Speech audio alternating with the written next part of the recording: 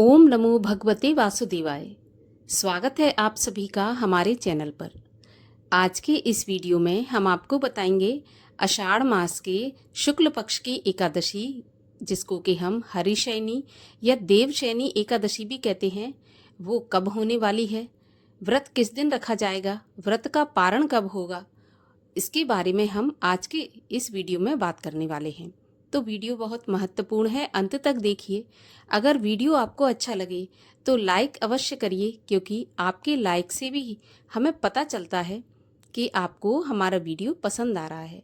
और अगर ये जानकारी आपको उपयोगी लगे तो शेयर करिए, साथ में कमेंट में हरे कृष्ण लिखना बिल्कुल मत भूलिए। तो चलिए शुरू करते हैं आज का वीडियो। तो देखिए, हमारे हिंदू धर्म में एकादशी व्रत को सर्वश्रेष्ठ व्रत माना जाता है। मोक्ष प्रदाता व्रत एकादशी को माना जाता है। 2 एकादशी महीने में आती हैं, एक कृष्ण पक्ष की और एक शुक्ल पक्ष की।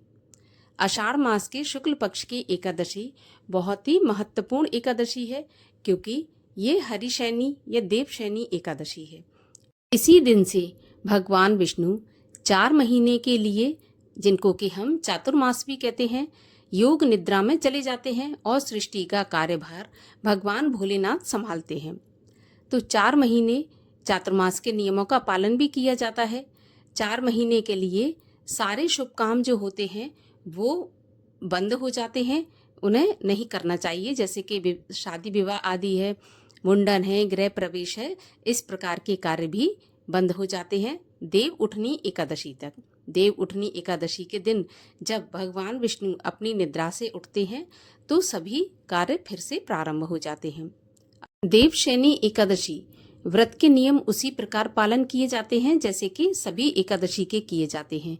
एकादशी के व्रत के नियम 3 दिन पालन किए जाते हैं, दशमी, एकादशी और द्वादशी। दशमी के दिन से ही हमें अन्न का और नमक का त्याग कर देना चाहिए, अर्थात सूर्यास्त के बाद में अन्न और नमक का सेवन नहीं करना चाहिए। रात्रि में मुख शुद्धि करने के बाद पूर्ण रूप से ब्रह्मचर्य का पालन करना चाहिए। प्रातःकाल एकादशी के दिन ब्रह्म मुहूर्त में उठकर स्नान आदि से निवृत्त होने के बाद सूर्य भगवान को अर्घ्य दें। अर्घ्य देने के बाद भगवान श्री हरि विष्णु की विधि विधान से अपनी सामर्थ्य के अनुसार पूजन करें। एकादशी व्रत की कथा सुने, भगवान विष्णु की आरती करें। सारा दिन मन में ओम नमो भगवते वासुदेवाय या हरे कृष्ण मंत्र का जाप करते हुए व्रत रखें। अगर निराहार रह सकते हैं तो अच्छा है, अगर नहीं रह सकते तो फलाहार से भी व्रत रखा जा सकता है। शाम के समय एक बार फिर से संध्या वंदन करने के बाद एकादशी के व्रत में रात्रि जागरण का बहुत अधिक महत्व बताया गया है, तो हो सके तो रात्रि जागरण करें।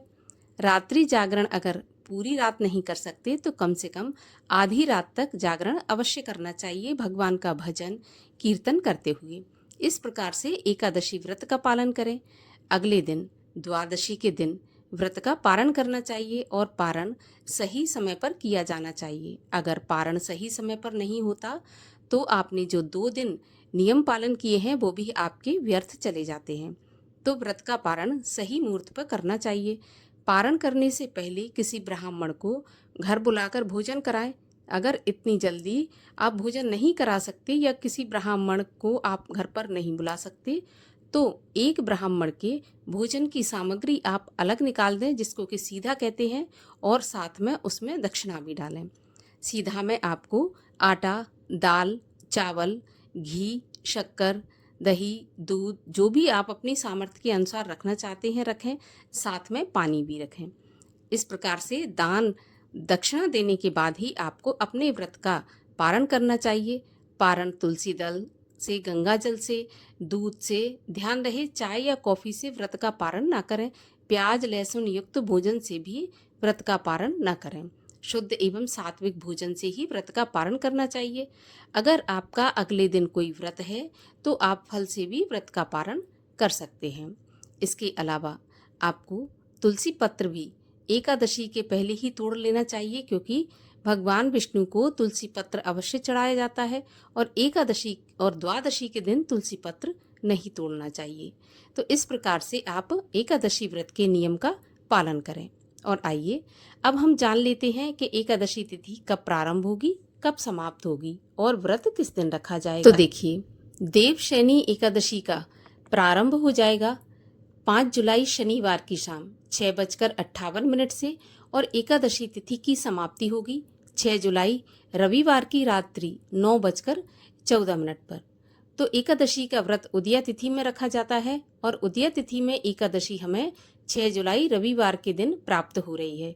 इसी दिन सभी भक्तजन, चाहे वो स्मार्त हो या वैष्णव जन हो, 6 जुलाई को ही व्रत का पालन करेंगे। 6 जुलाई को एकादशी या देवशयनी एकादशी व्रत रखा जाएगा। पारण का मुहूर्त रहेगा 7 जुलाई सोमवार के दिन सुबह 5:29 से 8:16 तक। इसी बीच में आप अपने व्रत का पारण अवश्य करें। 6 जुलाई के दिन राहु काल का समय रहेगा शाम को 4:30 बजे से 6 बजे तक और राहु काल के समय की गणना अशुभ समय में की जाती है। तो इस समय पर आप कोई भी पूजा पाठ या फिर कोई भी शुभ काम करने से बचें। तो आशा करती हूँ वीडियो आपके लिए उपयोगी होगा। अगर अच्छा लगे तो लाइक शेयर करके चैनल को भी सब्सक्राइब करके बेल आइकन पर क्लिक अवश्य कर लीजिए। साथ ही हमारे चैनल पर देवशयनी एकादशी की कथा भी सुनाई जाएगी, तो वो भी अवश्य सुनिए।